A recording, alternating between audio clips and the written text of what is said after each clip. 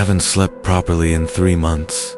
Not since that February night in West Virginia when I learned that some things in the mountains don't want to be found, but they'll damn sure find you. I was a wildlife photographer then, chasing the perfect shot of a bobcat den someone had reported near Smoke Hole Canyon. It was supposed to be a 2-day trip. I've been trying to leave those mountains behind ever since. Before we begin, please consider subscribing, and don't forget to like the video and share it with your close friends and family. I would also love to hear where you are listening from. Thank you all for the support. It truly means a lot to me.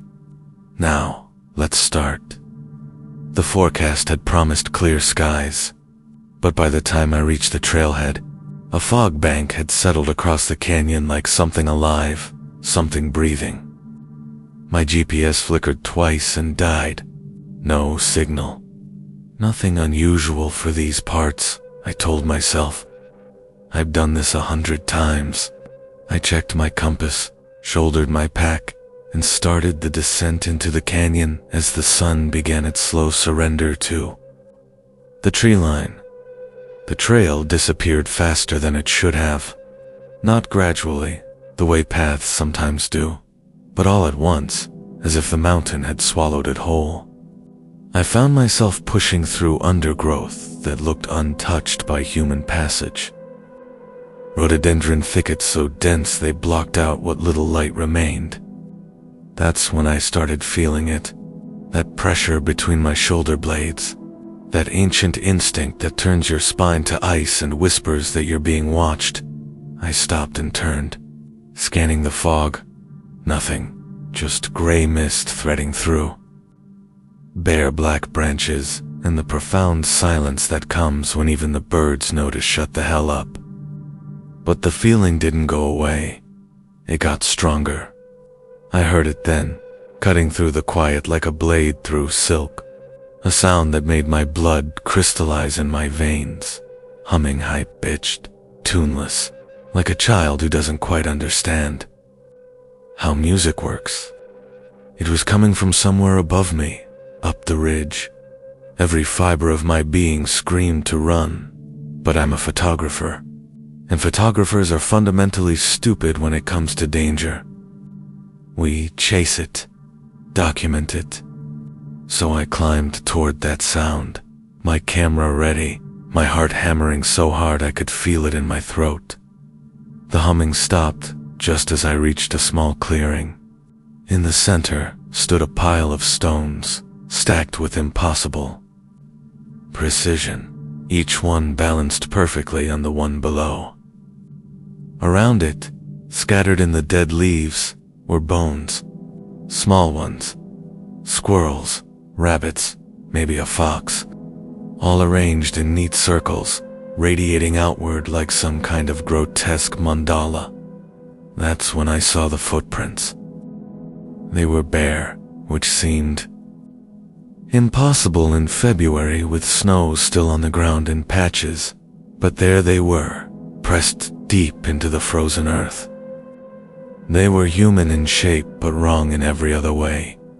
The toes were too long, splayed out like they were designed to grip tree bark, and they were everywhere, circling the clearing, overlapping, as if something had been pacing here for hours. Days, maybe? The humming started again, but now it was behind me. I spun around, and that's when I saw it. Just for a second, just a glimpse through the fog. A figure, impossibly tall and impossibly thin, watching me from between 2 trees, maybe 30 yards away. It was naked, its skin the color of dirty snow, and its face, God, its face was wrong. The eyes were too far apart, the mouth too wide, and when it smiled at me, I saw teeth that looked like they'd been filed down 2 points. I ran. I don't remember dropping my camera or tearing through the rhododendrons so fast the branches left. Bloody scratches across my face. I just remember running, sliding down the mountain in the dark, the humming following me, sometimes ahead of me, sometimes to my left. sometimes so close I could feel breath on my neck that smelled like rotten old meat. I ran until my lungs were on fire, until my legs gave out, until I collapsed on a Forest Service road and lay there sobbing in the dirt. A ranger found me at dawn. I tried to tell him what I'd seen, but the words came out jumbled and insane. He drove me to my car, and I noticed he wouldn't look at me directly. Before he left, he said something that I still hear in my nightmares. He said, "You're the third person this winter who's come down from that canyon talking about the pale ones. The others don't go into the mountains anymore. You shouldn't either." I drove straight home, 16 hours without stopping. But here's the thing that keeps me up at night.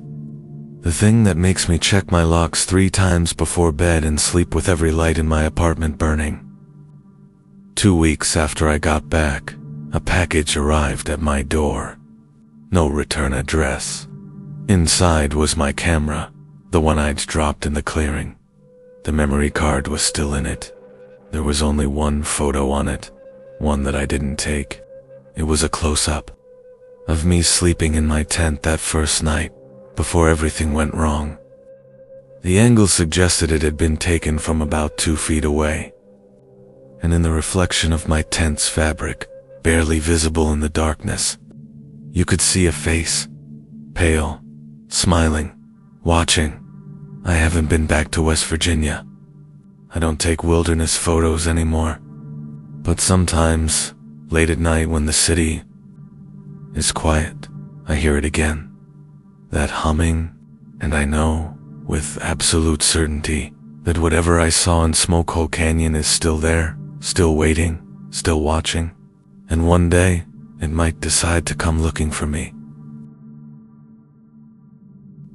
The old-timers in Cherokee, North Carolina, will tell you that some places in the Smoky Mountains have been wrong since before the Trail of Tears, since before the first European ever set foot on this land, and if you're smart, you'll listen to them because I didn't. And now I know exactly what kind of wrong they were talking about.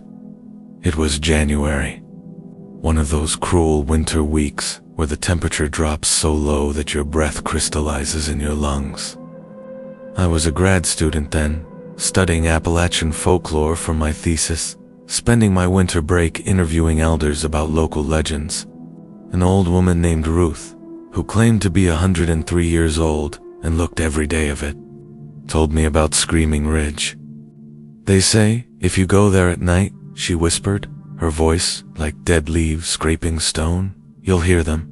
The ones who went feral after they lost their families on the removal. They never came back down. I should have known better.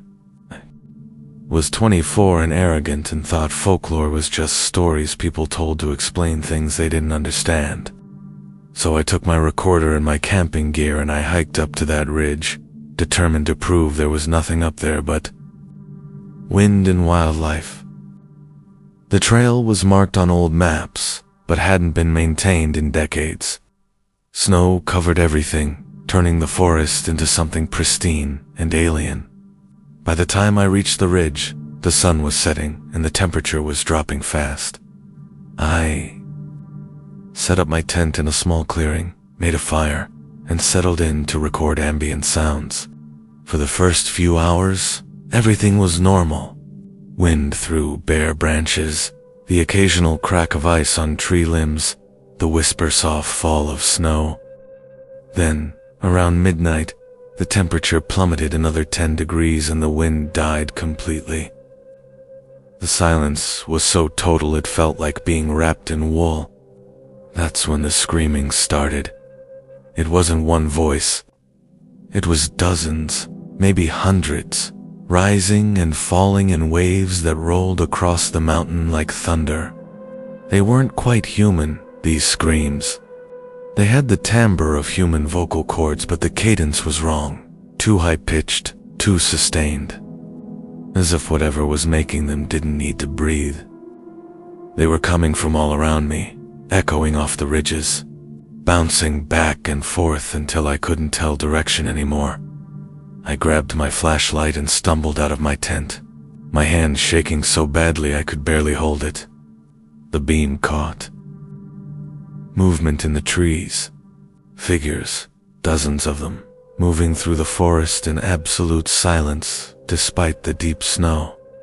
They were barefoot, dressed in rags that might have once been clothes, but were now just strips of rotted fabric hanging from skeletal frames. Their skin was the gray-white of corpses, and their hair hung in long, matted tangles. But it was their eyes that paralyzed me. They reflected my flashlight like an animal's, glowing yellow-green in the darkness, and they were all fixed on me. The screaming stopped. The silence that followed was worse. They began to move toward me, not running but walking with a strange, loping gait that ate up the distance faster than should have been possible. I could see their faces now, gaunt and hollow-cheeked, mouths open in screams they were no longer making. Their fingers were too long, ending in nails that had grown into claws, black with what I hoped was dirt but suspected was old blood. I ran back to my tent, grabbed my pack, and fled down the mountain. I didn't follow the trail. I couldn't see it anyway in the darkness. I just ran, crashing through underbrush, sliding down steep slopes, the screaming starting again behind me, all around me, inside my head. I fell more times than I could count. Each time certain that cold hands would close around my ankles and drag me back up the mountain. I don't know how long I ran. Hours, maybe. Long enough for the sky to start lightening with false dawn, long enough for my lungs to feel like they were full of broken glass. I finally collapsed at the base of the mountain, on a Forest Service road, and lay there gasping and crying until a park ranger found me. I tried to tell him what I'd seen, but he just nodded slowly, like he'd heard it all before. "You went to Screaming Ridge," he said. It wasn't a question. "You're lucky you made it down. Most people who go up there in winter don't." He drove me back to town, and I never finished my thesis. I left North Carolina the next day and haven't been back. But sometimes, on cold winter nights when the wind is still, I hear them again, the screaming, and I know they're still up there on that ridge, still waiting, still hungry. The ones who went feral, the ones who never came back down. Ruth was right. Some places in these mountains have been wrong for a very long time. There's a cave on Roan Mountain, somewhere between Tennessee and North Carolina, that isn't on any map, and there's a good reason for that. A reason I learned the hard way when I was 22 and stupid enough to think I could handle anything. These mountains threw at me. I was doing what I thought was extreme spelunking, exploring unmapped cave systems for a documentary I was sure would make me famous. My climbing partner, Marcus, and I had heard rumors from locals about a massive cave complex on Roan Mountain's north face, one that supposedly went down hundreds of feet and connected to other caves throughout the range. The locals wouldn't tell us where it was. They'd just shake their heads and change the subject, which naturally made us more determined to find it. We found the entrance in late December, hidden behind a waterfall that had frozen into a curtain of ice. It took us 3 hours to chip through, enough ice to squeeze inside. The cave mouth was larger than we'd expected, big enough to stand upright, and it angled down steeply into darkness that seemed to absorb our headlamps. The temperature inside was warmer than outside, which should have been our first warning. Caves are supposed to stay cool year-round. We descended for what felt like hours, following a passage that twisted and turned like intestines. The walls were covered in scratches, thousands of them, overlapping and crossing, as if something had been clawing at the stone for years. Marcus thought they were from bears. I wasn't so sure. They were too regular, too deliberate. About 200 feet down, we found the first chamber. It was huge, cathedral-sized, stalactites hanging from the ceiling like teeth. But what stopped us cold were the bones. They were everywhere, piled in mounds against the walls, scattered across the floor, hanging from rock formations where they'd been deliberately placed.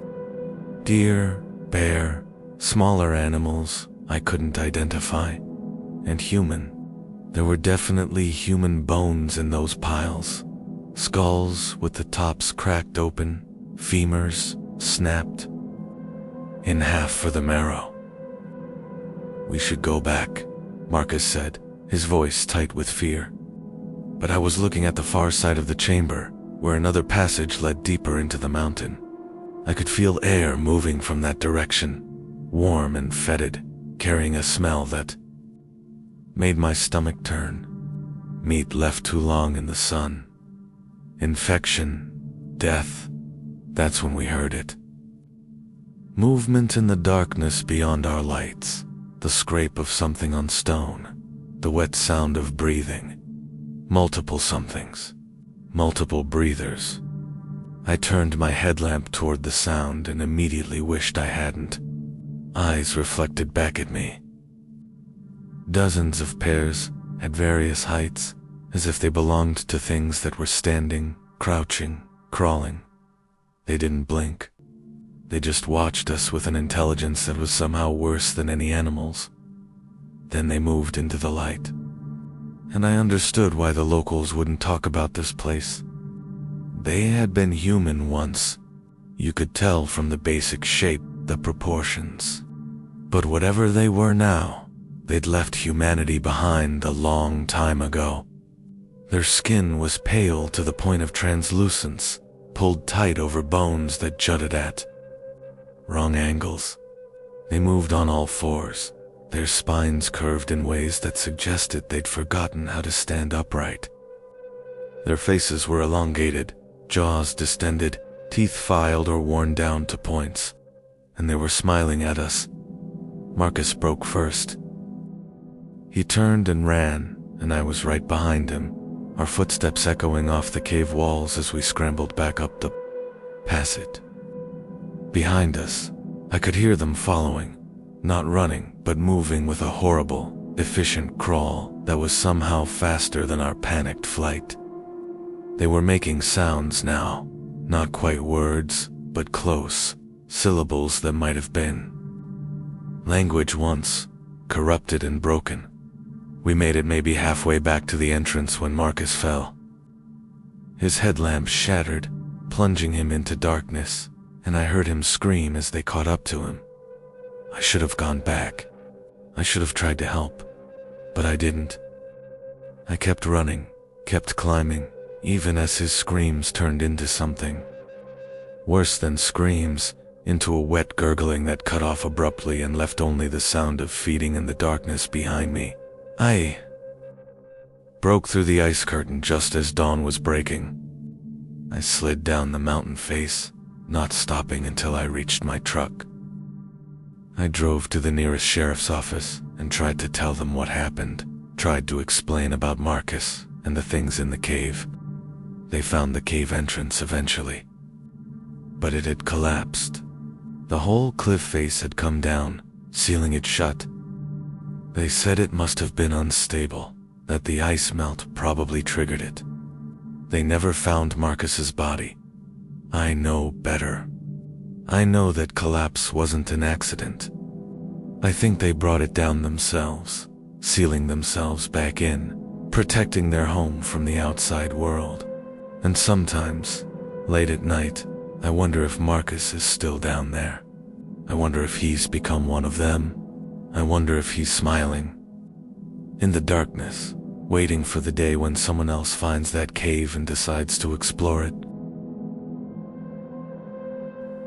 There's a network of caves on Roan Mountain that the local guides won't take you to. And when I asked why during my 2019 spelunking expedition, an old man named Vernon just looked at me with eyes that had seen too much and said, "Because the ones who live there don't just hunt you, they study you first." I was 28, and had explored cave systems across 3 continents. I'd crawled through passages so tight I had to exhale to fit through, descended into chambers 1,000 feet below the Earth's surface, and I'd never once felt afraid. Fear was for amateurs. So when my climbing partner David and I found the entrance to the Roan mountain complex in late January, hidden behind a frozen waterfall, I didn't hesitate. Vernon's warning felt like the superstition of an old man who'd never left his town. The cave entrance was wider than most, almost inviting. And the first 100 yards were textbook limestone formations, stable floor, good airflow. Then we found the first marker. It was a cairn, carefully stacked stones, about 3 feet high. And hanging from the top was what looked like a doll made from sticks and dried grass, bound together with what I initially thought was twine. David touched it and immediately jerked. His hand backed. "That's hair," he said, his voice tight. "Human hair." We should have turned back, but the passage beyond the cairn opened into a cathedral-sized chamber, and when we shined our lights across it, we both stopped breathing. The walls were covered in symbols, thousands of them carved deep into the stone. Not primitive scratches. These were deliberate, repeating patterns, mathematical in their precision, and they were recent. You could tell from the fresh tool marks, the lack of mineral deposits in the grooves. "Someone's been living here," David whispered. "Recently." That's when we noticed the floor. It was covered in paths, worn roots through the cave, polished smooth by countless feet over years, maybe decades. And along these paths, spaced at regular intervals, were more cairns, dozens of them. Each one topped with those stick dolls, each one different in size and construction. They were watching the paths, marking territory. The temperature dropped, suddenly, and I heard David's sharp intake of breath. "Look at this." He was crouched near one of the paths, his light focused on a section of floor I'd almost stepped on. It was covered in loose rocks, carefully arranged to look natural, but when he brushed one aside, we saw the pit beneath. 6 feet deep, maybe more, the bottom lined with sharpened sticks that had been fire-hardened to points. It was a Punjab trap, the kind military forces used in Vietnam. Sophisticated, deliberate, designed to maim, not kill instantly. We started, backing toward the entrance, moving carefully now, checking every step. That's when David's light caught something on the far wall. Equipment. Modern equipment. Backpacks, ropes, climbing gear, all neatly arranged on natural stone shelves like a museum display. There must have been 30 or 40 sets. Some of the packs had dates on them. The oldest I could see was from 1997. The newest was from 3 months ago. "They collect them," David said, and I could hear the tremor in his voice. "They take them from the people who come here." I was about to respond when I heard it. Not footsteps, but something else. A clicking sound, rhythmic and deliberate, echoing from multiple directions. Not random cave noise. This was communication. They were talking to each other. About us. We ran. Not toward the entrance we'd come through. The clicking sounds were concentrated there. David spotted a smaller passage to our right, and we dove into it, crawling on our hands and knees through a tunnel barely 2 feet high. Behind us, the clicking grew louder, faster, more excited. They were coming. The tunnel opened into another chamber, smaller than the first, and we saw them. Not the pale, primitive creatures from horror movies. These were different. They were short, maybe 5 feet tall, with broad shoulders and powerful builds adapted for life underground. Their skin was gray, modeled like stone, perfect camouflage in the cave environment. Their eyes were enormous, reflecting our lights with that distinctive eye-shine of animals adapted to darkness. But it was their hands that terrified me long. Dexterous fingers covered in calluses, holding tools. Actual tools. Knives fashioned from stone, lengths of rope made from plant fibers, even what looked like a crude bow. There were 7 of them, and they were positioned strategically around the chamber's exits. This wasn't a random encounter. They'd herded us here, driven us exactly where they wanted us. One of them stepped forward larger than the others, with scarring across its face in deliberate patterns. It looked at us with unmistakable intelligence, then made a gesture with its hand. Universal. Simple. "Sit down," David bolted. Chose the wrong exit. I heard him scream as the floor gave way beneath him. Another trap. This one we hadn't seen. The scream cut off with a wet, crunching sound that I still hear in my nightmares. The leader looked at me, then at the pit, then back at me. The message was clear. Run and die quickly, or cooperate and maybe survive. I sat down, shaking so hard my headlamp beam was vibrating. The leader approached, slowly, deliberately, non-threatening. Up close, I could see the intelligence in those huge eyes. This wasn't an animal. This was a person, or had been, once, before generations of living in darkness had changed them into something else. It reached out and touched my headlamp, fascinated, then carefully, so carefully removed it from my head. Not aggressive. Curious, it examined the lamp for a long moment, then looked back at me. And I swear to God, it smiled. Not the terrifying grimace of a monster, but the genuine smile of someone who'd just figured out how something worked. It made that clicking sound again, softer now, and the others approached. They surrounded me, and I prepared to die, but they didn't attack. They searched me, methodically, professionally, like TSA agents. They took my rope, my carabiners, my knife, my phone, though the phone clearly confused them. They left me my water and some food. Then the leader pointed to a corner of the chamber where I saw something that made my blood run cold. A bedroll, supplies, a space that had clearly been occupied by another person. Recently, they weren't going to kill me. Not yet. They were going to keep me, study me, learn from me, however long that took. I waited, hours, maybe. Long enough for them to settle into whatever routine they had, to stop paying close attention. Then I moved, not toward any of the obvious exits. Those would be trapped.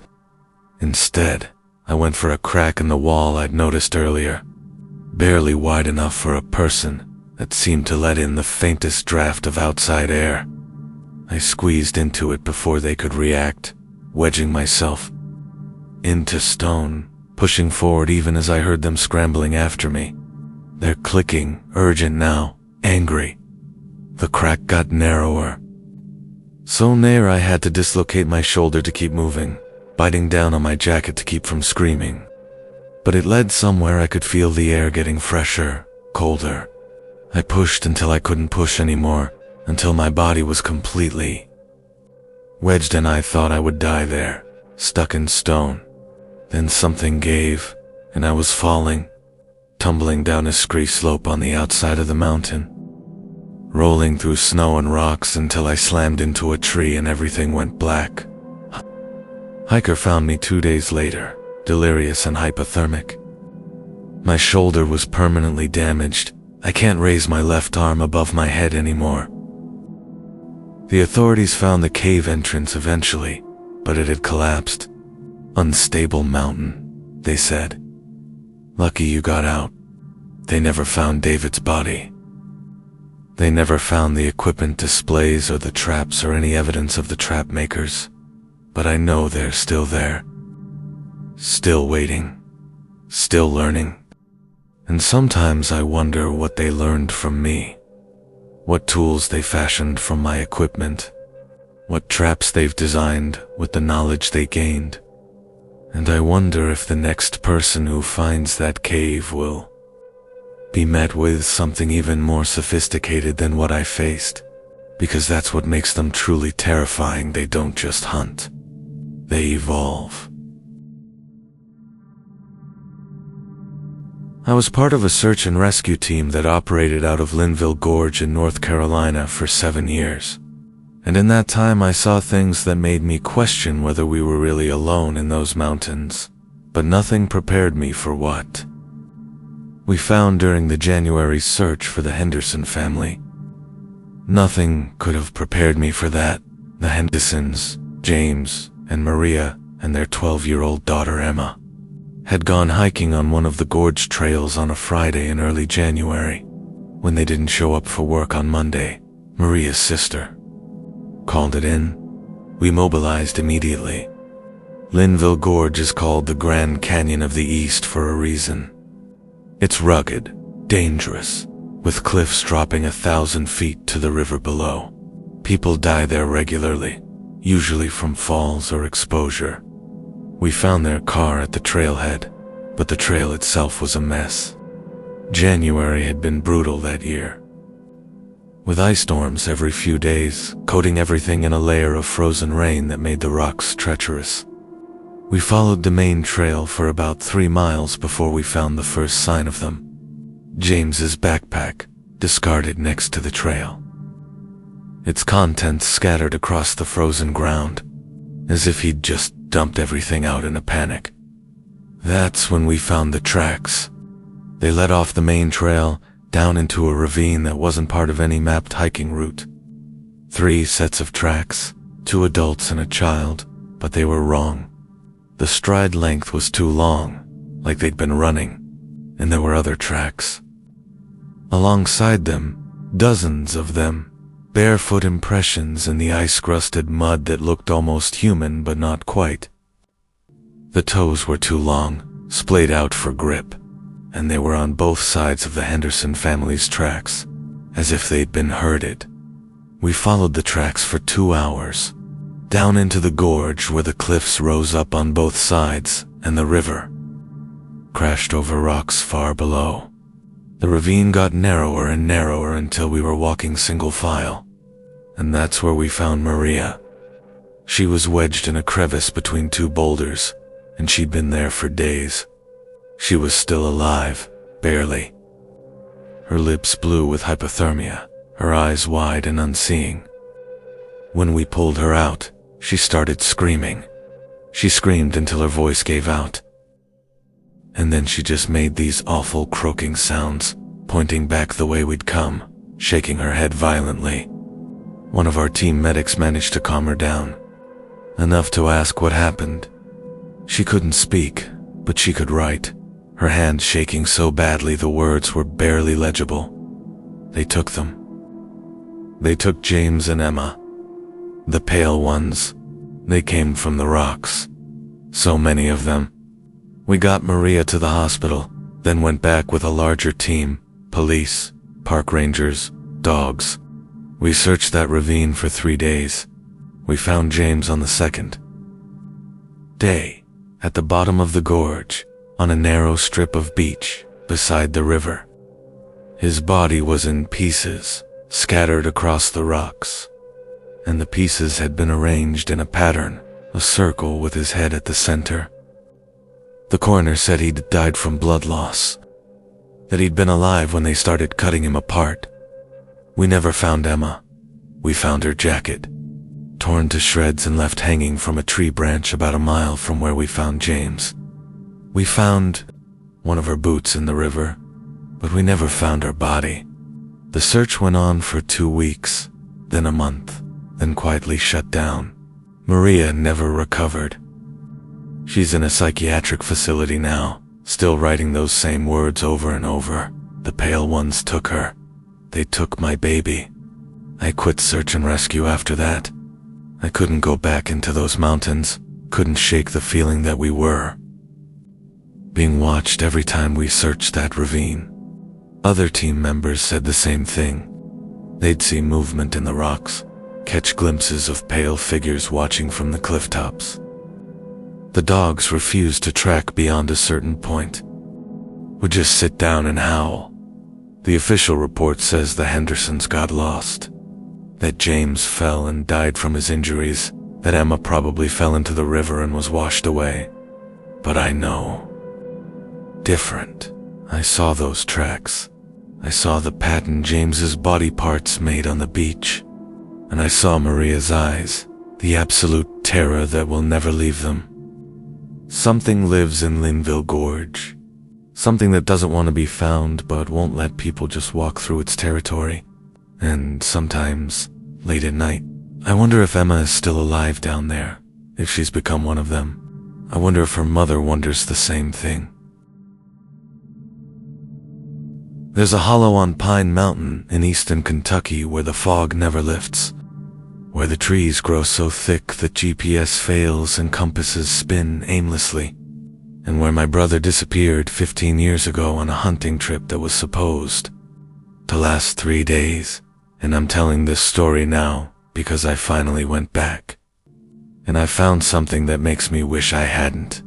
My brother Jake was 24 when he vanished. He was an experienced hunter, grew up in these mountains, knew them like his own backyard. When he didn't come back from that trip, we organized a massive search. Park rangers, volunteers, tracking dogs, helicopters, everything.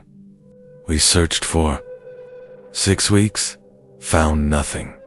Not his camp, not his gear, not a single trace. It was like the mountain had swallowed him whole. I was 19 then, and convinced myself that he'd had an accident, fallen into some hidden ravine, died quickly. It was better than the alternative, than thinking about what might have actually happened. But as the years passed, I heard stories. Locals who'd lived around Pine Mountain their whole lives would talk, after a few drinks, about the hollow where Jake disappeared. They called it the Witch's Bowl. Said things lived there that used to be people. Said the hollow was cursed. Had been since the coal mine collapse of 1902 that trapped 63 men underground. This past December, I went back. I'd tried to move on, built a life in Cincinnati, got married, had a kid. But Jake haunted me. I needed to know what happened to him. I needed closure. So I lied to my wife about a business trip and drove to Kentucky with camping gear and enough supplies for a week. I was going to search that hollow properly, with modern equipment, with a satellite phone that actually worked. The hollow was worse than I remembered. The fog was so thick I could barely see 10 feet in any direction. It wasn't normal fog. It was oily, almost tangible, clinging to my skin and clothes with a smell like sulfur and rotting vegetation. The trees were dead, every single one of them, standing like skeletal fingers reaching for a sky they'd never touch again. And it was silent. No birds, no insects, no sound except my own breathing and the occasional drip of moisture from the dead branches. I found the first marker about 2 hours in. It was a pile of stones, stacked in a cairn about 4 feet high, and scratched into the topmost stone was a message: turn back. The handwriting was crude, done with a sharp rock or a knife. I almost did turn back. Almost, but then I saw another cairn, about 50 yards deeper into the hollow, and another beyond that. They formed a trail, leading me deeper into the fog. The 10th cairn had something hanging from it, a piece of fabric, faded orange, the same color as the hunting jacket Jake had been wearing when he disappeared.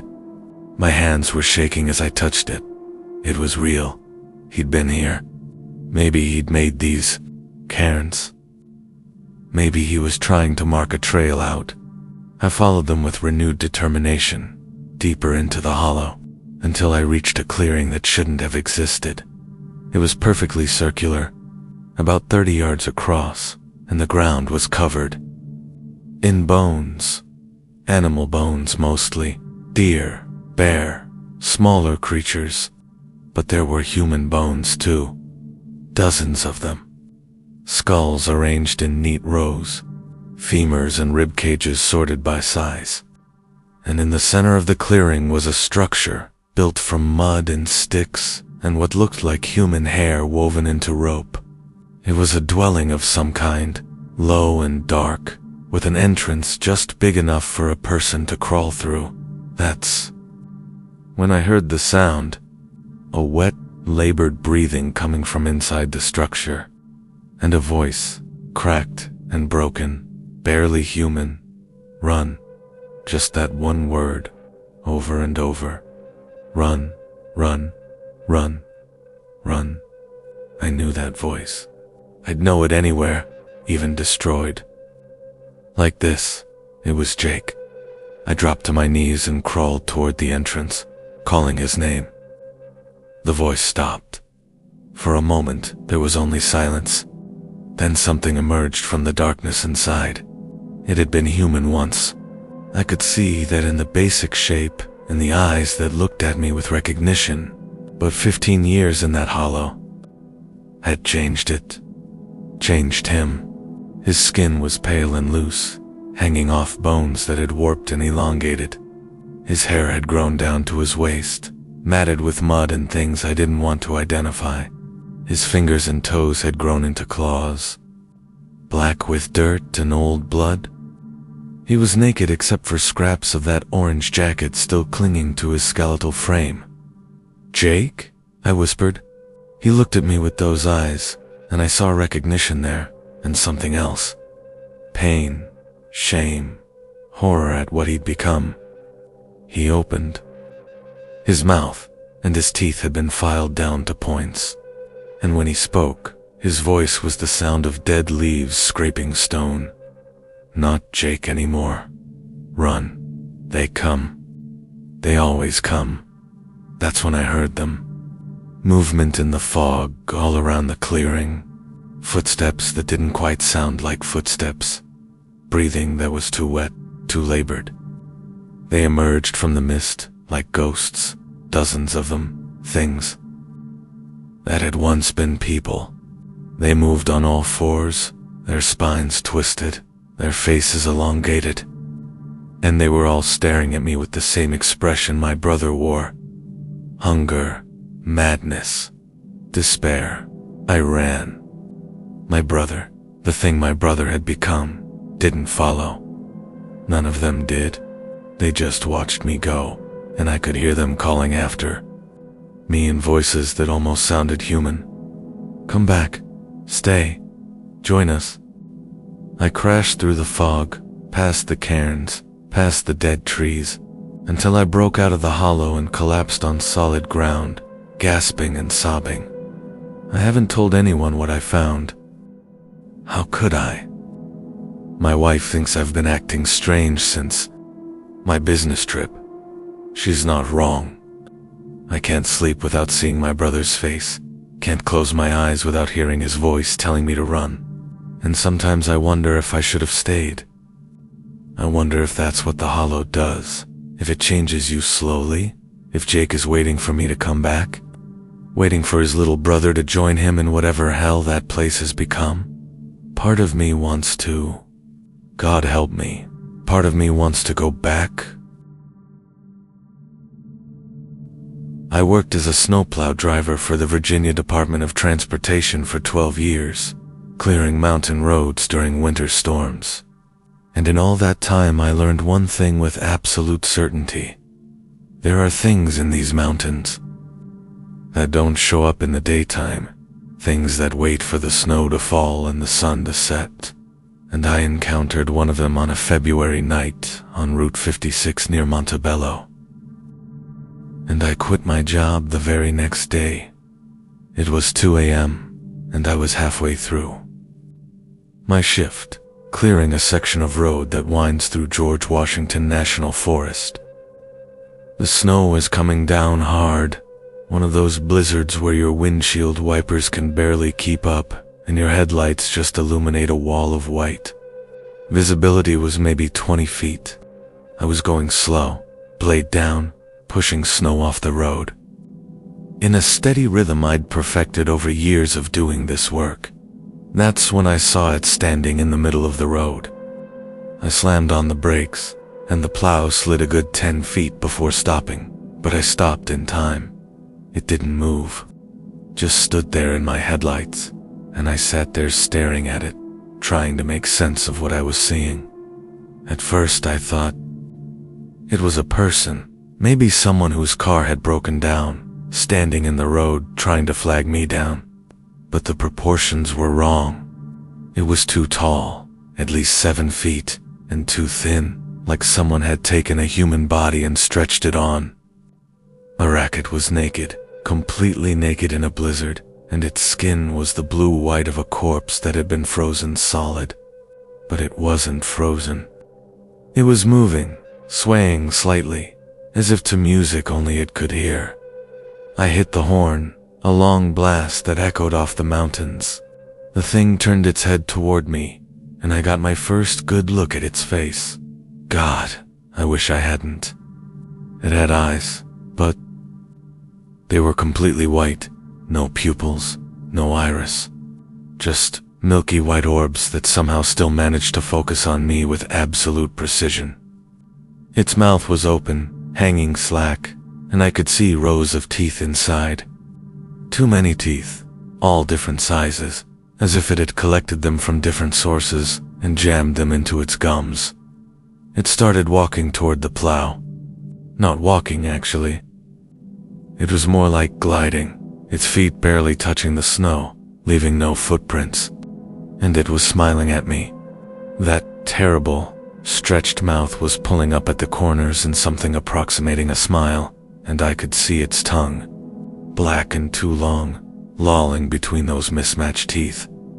I threw the plow into reverse and started backing up, my eyes locked on the thing as it kept coming, faster now, closing the distance between us. I could see its hands, fingers like twigs, ending in nails that curved into talons. It raised one hand and pressed it against the front of the plow, and I heard metal groan. Saw the blade begin to bend under the pressure of those fingers. I spun the wheel and managed to turn the plow around, dropped it into drive, and floored it. The engine roared, wheels spinning on ice before catching, and I was moving, accelerating down the mountain road in a blizzard. Going way too fast, not caring because I needed to get away from that thing. I looked in my side mirror and saw it. Standing in the road behind me, still smiling, still watching me go. Then the snow swallowed it, and it was gone. I made it back to the depot and told my supervisor I was done for the night. Wasn't feeling well. He took one look at my face and didn't argue. I went home, poured 3 fingers of whiskey, and sat at my kitchen table until the sun came up. I kept telling myself it was exhaustion, that I'd been seeing things, that the snow and the darkness had played tricks on my mind. I almost convinced myself. The next morning, I got a call from my supervisor. "Did you hit something last night?" he asked. "Front blade on your plow is damaged. Looks like it got crushed by something heavy." I drove down to the depot and looked at the plow. He was right. The blade was bent inward, and there were impressions in the metal. 5 long grooves where something had gripped it and squeezed. The grooves were too far apart to be human fingers. They were too deep to have been made by anything natural. I quit that afternoon. Didn't give 2 weeks' notice. Didn't explain. Just turned in my keys and walked away. My supervisor tried to talk me out of it, said I was one of his best drivers, said winter was their busiest season. I told him he could find someone else to clear Route 56. I wasn't going back up there. Not in winter, not at night, not ever. I work in an office now, 9 to 5, never have to leave the city. I don't drive mountain roads anymore. Don't go into the mountains at all if I can help it. And whenever it snows, whenever I see those, Fat flakes falling in the streetlight outside my window. I think about that thing standing in the road. I think about that smile. And I wonder how many other plow drivers have seen it over the years. I wonder how many of them are still driving those roads at night, still clearing snow in the darkness, still waiting for the moment when they see something standing in their headlights that shouldn't exist, but does. And I wonder if they'll be smart enough to run like I did, or if they'll try to understand what they're seeing, and if that curiosity will be the last mistake they ever make. Because I'm absolutely certain of one thing. That thing is still out. There, still waiting in the snow on dark winter nights, still watching for headlights on that lonely mountain road. And one of these nights, someone won't drive away fast enough. Someone will hesitate, and that hesitation will cost them everything. I inherited my grandfather's cabin on Spruce Knob when I was 26, along with a letter that said, in his spidery handwriting, "Don't go there in winter, and if you do, never go alone." I thought he was being dramatic, the way old people sometimes are about places they knew as children, but I was wrong about that, like I was wrong about so many things before. I spent 3 days in that cabin in February. The cabin sits at 4,863 feet, the highest point in West Virginia, surrounded by red spruce forests so dense the sunlight barely reaches the ground even in summer. In winter, it's like being on another planet. The snow gets deep enough to bury cars. The wind screams through the trees with a sound like voices, and the isolation is absolute. The nearest neighbor is 12 miles away, down a road that becomes impassable the moment the first serious snow falls. I went up there in early February with my girlfriend Sarah. Despite my grandfather's warning, despite the forecast calling for a major winter storm, we thought we were prepared. We had food, firewood, a generator, satellite phone. We had each other. What we didn't have was any understanding of what lived in those woods, of what my grandfather had been trying to protect me from. The first night was fine. We made dinner, played cards, watched the snow fall through the windows in thick, heavy flakes that seemed to absorb all sound from the outside world. By morning, we were snowed in completely. The drifts had piled up against the doors and windows, turning the cabin into a tomb. We didn't worry. We had supplies. The storm would pass. We'd dig out and drive back down the mountain. The second night, things changed. Sarah woke me around 2 a.m., gripping my arm so hard it left bruises. "Someone's outside," she whispered. I listened and heard it too. Footsteps crunching through the snow, circling the cabin. Slow, deliberate steps, as if whoever was out there was examining the building, looking for a way in. I grabbed my grandfather's old rifle from above the fireplace and called out, asking who was there. The footsteps stopped. For maybe 5 minutes, there was absolute silence.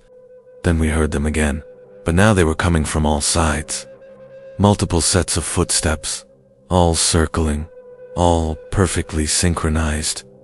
I moved to the window and wiped away the condensation, pressing my face against the cold glass. What I saw made my blood freeze solid in my veins. There were 6 of them that I could see, maybe more in the shadows beyond the tree line. They looked like people, but the way they moved was all wrong. They walked hunched over, arms hanging too long, almost reaching their knees. They were naked, completely naked in weather cold enough to kill a person in minutes, and their skin was the blue-white of frostbite. But they weren't frozen. They were moving with perfect coordination, taking turns approaching the cabin, pressing their faces against the windows, peering inside with eyes that reflected the lamplight like mirrors.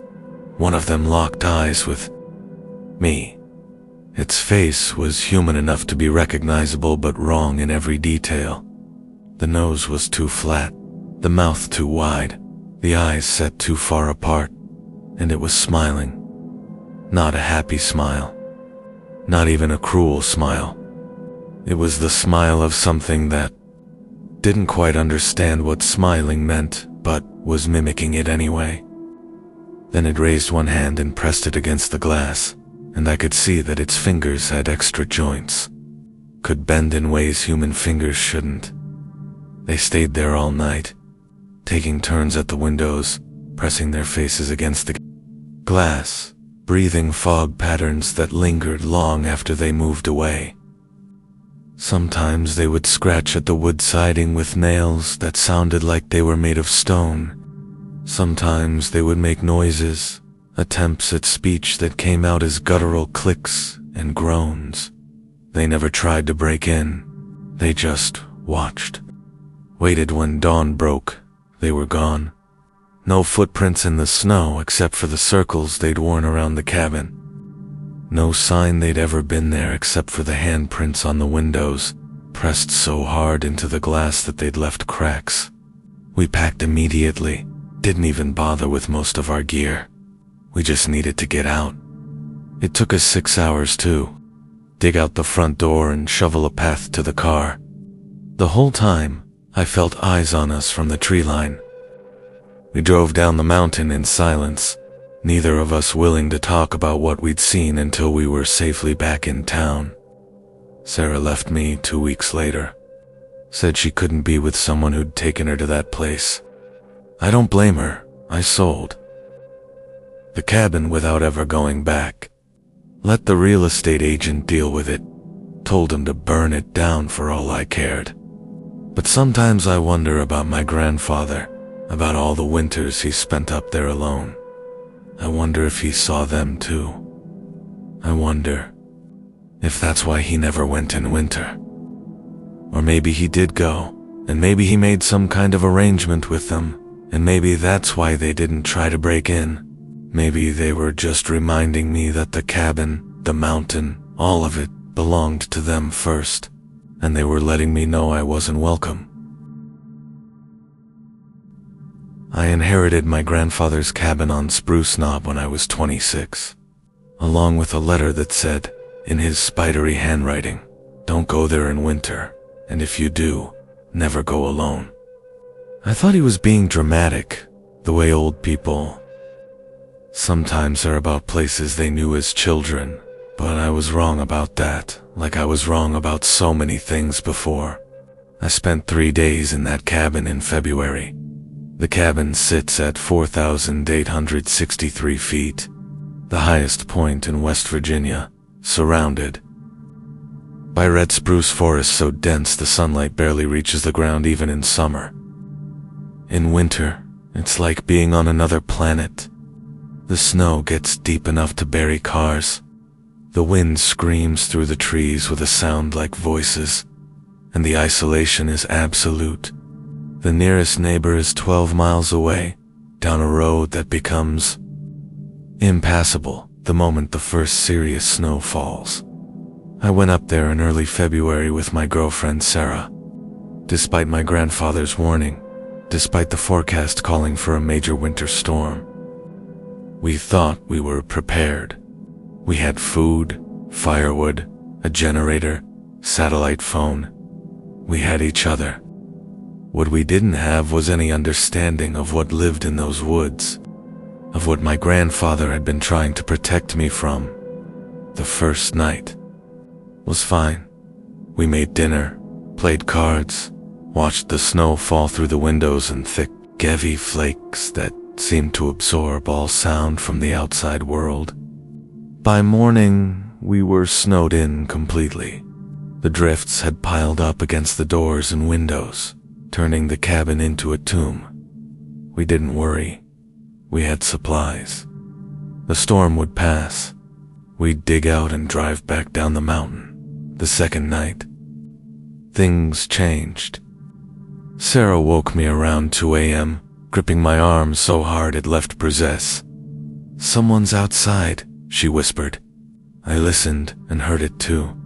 Footsteps crunching through the snow, circling the cabin. Slow, deliberate steps, as if whoever was out there was examining the building, looking for a way in. I grabbed my grandfather's old rifle from above the fireplace and called out, asking who was there. The footsteps stopped. For maybe 5 minutes, there was absolute silence. Then we heard them again, but now they were coming from all sides. Multiple sets of footsteps, all circling, all perfectly synchronized. I moved to the window and wiped away the condensation, pressing my face against the cold glass. What I saw made my blood freeze solid in my veins. There were 6 of them that I could see, maybe more in the shadows beyond the tree line. They looked like people, but the way they moved was all wrong. They walked hunched over, arms hanging too long, almost reaching their knees.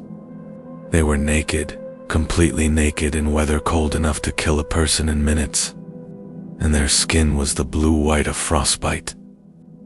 But they weren't frozen.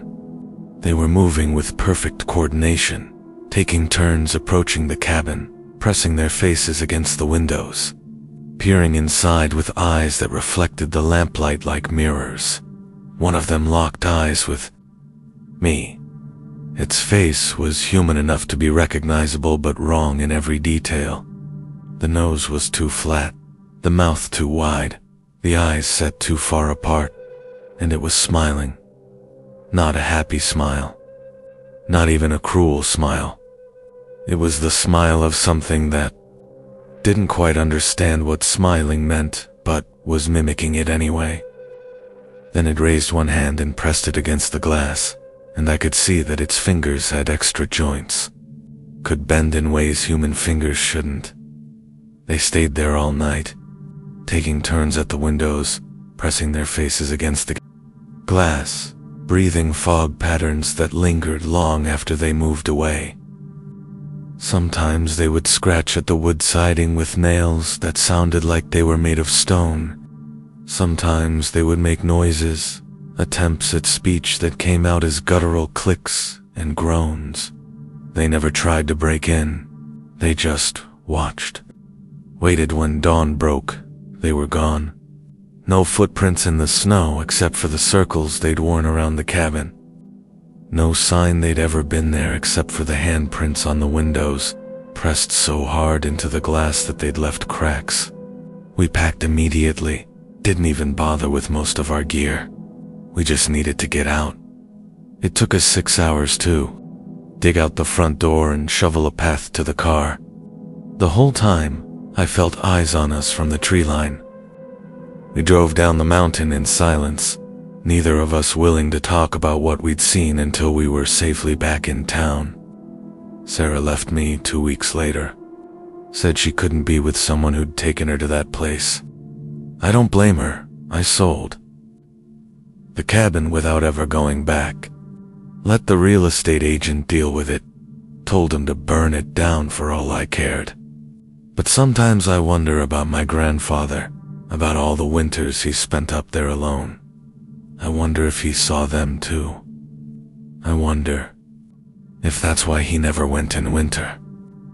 Or maybe he did go, and maybe he made some kind of arrangement with them, and maybe that's why they didn't try to break in. Maybe they were just reminding me that the cabin, the mountain, all of it belonged to them first, and they were letting me know I wasn't welcome.